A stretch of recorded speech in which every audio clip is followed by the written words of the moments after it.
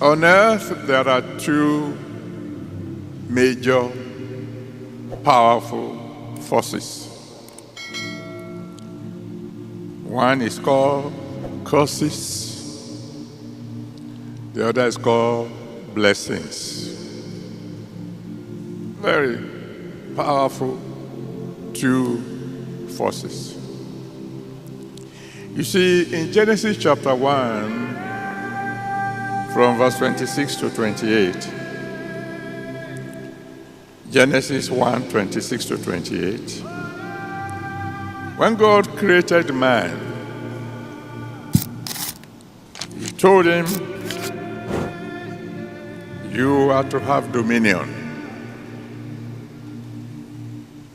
He told man, have dominion. But then, a close examination of the situation on earth is that there are many things beyond the control of the man that was asked to have dominion. He said he should be fruitful, he should multiply, etc., etc. But a man can plant in the best of soils and still have no harvest. Why? Because he has no control over rain. In Deuteronomy chapter 28, verse 12, Deuteronomy 28, verse 12, the Bible says God can give someone rain in a season. That's someone who is blessed. But in the same Deuteronomy chapter 28, verse 24, Deuteronomy 28, verse 24, the same God says, the rain for that particular person will be powder and dust. That's the one who is cursed. And Amos chapter 4 from verse 7 to 8, Amos 4 from verse 7 to 8 tells us that God can rain on one part of a city and leave the other part dry.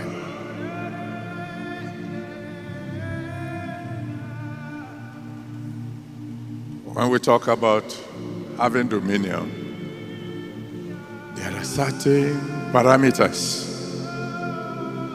beyond the reach or control of a man.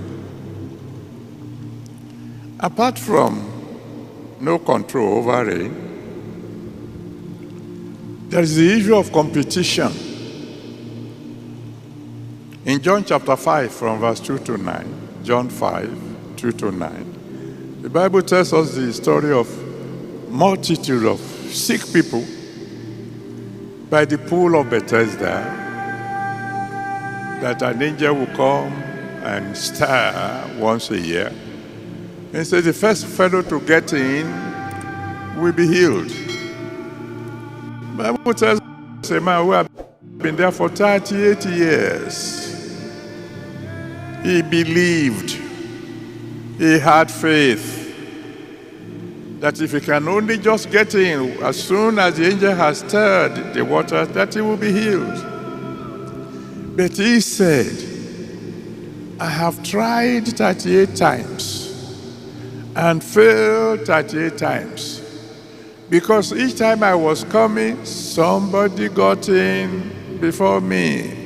Competition.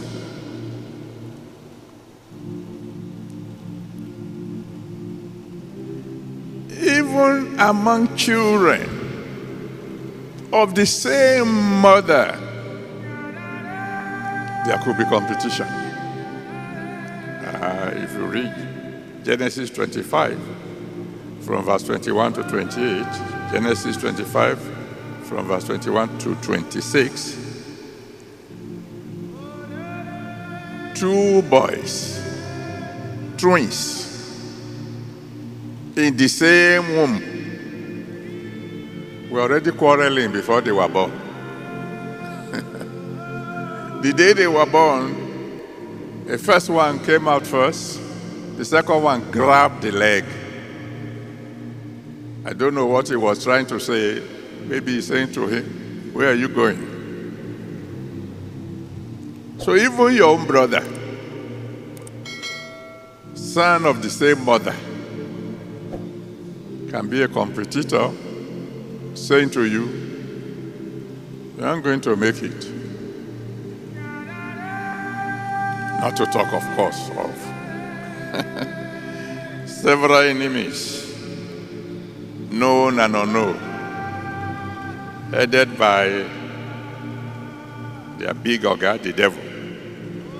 Because 1 Peter chapter 5 verse 8, 1 Peter 5 verse 8 says, "Your enemy, like a roaring lion, is walking about, seeking whom he may devour." Now the Bible says in Genesis chapter 3 verse 19, Genesis 3 verse 19, when God was pronouncing a curse on Adam, he said, "From now on, you will sweat before you eat." The implication of that, thinking like a mathematician, is that if somebody has to sweat before he could eat, if the situations were reversed, somebody can succeed without sweating. If the one who is cursed had to sweat, you know what that means? Will walk like an elephant and eat like an ant. Then it means if the other fellow is blessed, he will walk like a rat and eat like an elephant. Today we want to discuss these two forces very briefly, because your life as it is today is being controlled by either of these two forces. I mean, if you consider, for example, the case of Isaac. Isaac was a blessed fellow. You discover that the Bible tells us that in a time when there was famine in the land, Isaac sowed in the land and he reaped 100-fold in 1 year. But then we'll talk more about that later. When you want to know why is someone succeeding and another one failing, you need to find out, is he blessed or is he cursed?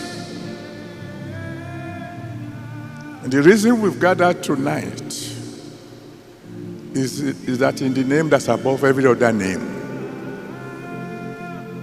even if you are cursed, that curse is going to be changed to blessings.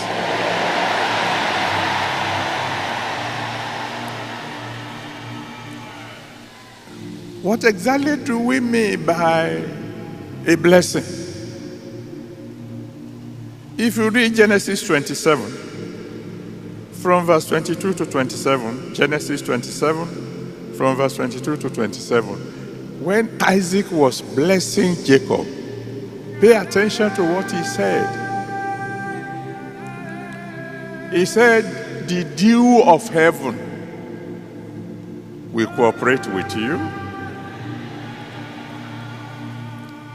He said, "The earth will cooperate with you by bringing you its fatness." He said, "The people on earth whether they like it or not, will cooperate with you. He said, your brethren, your mother's children, they will cooperate with you. He said, even your enemies, those who dare to curse you, he said they will be taken care of.